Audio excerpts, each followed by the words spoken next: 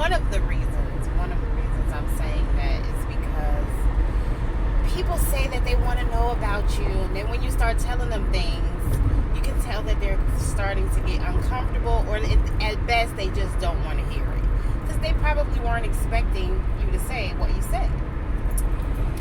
And especially for some people that they'll say, oh, I'm your friend, you can call me anytime and you can tell me anything, right? And then when you do, it's like, okay. Like I said, they weren't really ready for that answer. So I know that people get tired of hearing it, and then they say, oh, well, stop being a victim to it. Like, so yeah, you tell a story, but how do you tell someone about yourself and not tell your story? So if my story wasn't such a good story, it's still my story. When people are having conversations about, oh yeah, I did this with this family member or that family member, I don't have those stories to share. So, I I don't know. My story is my pain leads me to be a loner and not really want to be around people, because people can be mean. And that's it. So if I feel like having fun, I do, but for the most part, unless I'm doing something work related, either work for someone or work for me, or having to do something important or essential, for the most part, I'm at home. Now, that's because I'm on disability right now. When I wasn't on disability, I can't say that I did so much, because I'm not really a go out type of person. I've never really been a go out type of person. Never. I would go out, and like friends would want to go out, so they'd be like, oh, come out with me so we can have fun. But really, going out to clubs never really was my idea of fun. Like I said, I did it. Drinking, I never really liked drinking. I always thought alcohol was disgusting.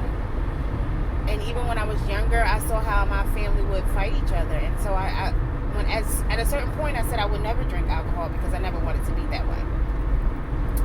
So, yelling and cussing each other out and pulling out knives and threatening each other and then gossiping and jumping people, and yeah, that's a lot. Like, alcohol makes some people angry, and I like to be happy. I like to have joy in my life. I like to laugh and I like to smile. I don't like to take things so seriously. I do get things done, and I do the things that I need to do, take care of the responsibilities that I need to take care of, but I'm not so strict or so serious. Like, I can't ever laugh at anything. I laugh at everything. Even things that may be inappropriately funny, but sometimes my laughter is nervous or uncomfortable laughter, which makes some people think I'm trying to be condescending, but it's not about that person, and it's all about me and my level of comfort or discomfort at that moment. So, you can't please everybody, of course, but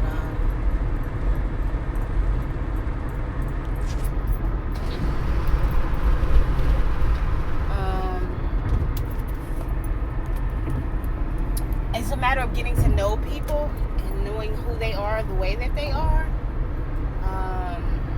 because everybody's different, and those differences we should be open to learn from and not use them as a reason to judge, criticize, or even see it as a personal attack. It's maybe something to pay attention to, like, oh, that's weird, that person laughs at inappropriate times or something like that. But it doesn't mean that the pet person is laughing at you. Again, 9 times out of 10, it has absolutely nothing to do with you, and it has everything to do with that person and their level of comfort for what they're hearing, at that moment of what's being done. A lot of people are discreet and private, and certain things that some people might say, they might make that person feel embarrassed or ashamed. It could make that person feel like they just feel uncomfortable listening to it. Like, I know one thing that makes me feel so uncomfortable is to hear people argue. And I never realized how many people will just bust out into for me, that's private. Like, a private argument, like in front of any and everybody at any location. And I don't know. Now, if I get poor customer service, I may express that I don't like that fact that I got poor customer service, but I don't just, necessarily go around starting arguments with people. That's two different things. So, there's no comparison there. To just, subjecting other people to what I feel like is a private and personal conversation. If something publicly happens and you publicly address it, again, that's a different story, in my opinion. But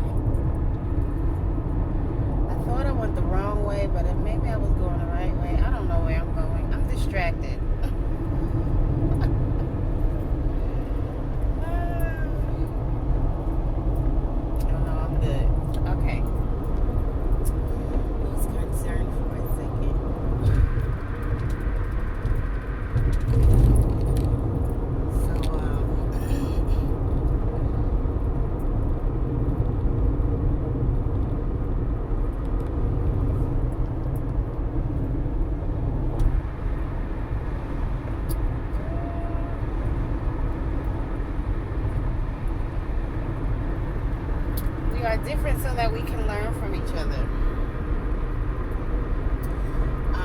The most annoying person can probably teach you the most. That's one of the things that I've learned over the years. And I know that I've said this on Facebook.